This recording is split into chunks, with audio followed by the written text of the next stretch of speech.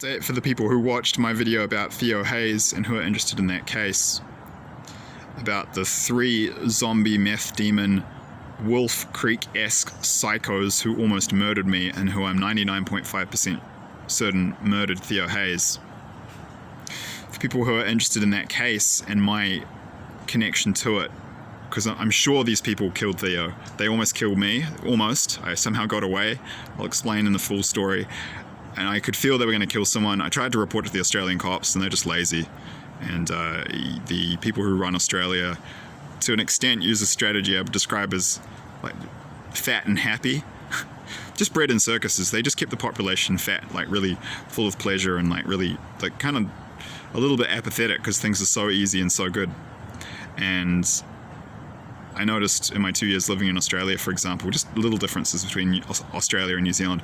You'd see 10 and 25 cent pieces lying on the ground in Australia and no one would pick them up because it's not worth your time because minimum wage is so high. You never saw that in New Zealand. If people dropped that change, someone would pick it up because Australia is quite a bit wealthier than New Zealand. So yeah, I think, I do want to say that I actually contacted the Looking for Theo website and the Byron Bay police with this extra information more than a year ago. I didn't hear back.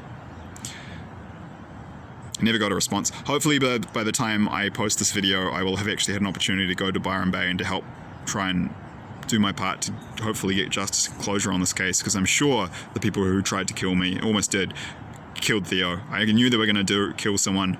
I knew they were going to do it again. I think they're serial killers. And it reminds me of the case of Ivan Milat. I think it's his name. Put a link to a Wikipedia article in the description box below about this guy. A famous Australian serial killer. English guy almost got murdered by him and just barely escaped. He got picked up by this guy when he was hitchhiking. And the Australian cops just said, "Oh, mate, we'll never catch him." But so basically, we're not going to bother trying. So yeah, fat and happy strategy. When life's so easy and abundant in the lucky country, Australia is a private continent and it's so abundant and life is it's materially so, they've got it so good. And if you're a cop on a fat pay packet and I guess maybe your morals aren't so good, not saying all Aussie cops are like this, but I think maybe the Byron Bay police are a bit embarrassed that because of their laziness this has happened, but it's going to keep happening if no one catches them. And so I have to share the story in the hopes that it can help to affect that result. So I will share that in the future, but I'm just not ready to yet. So that story and that video is coming in the future. Thank you.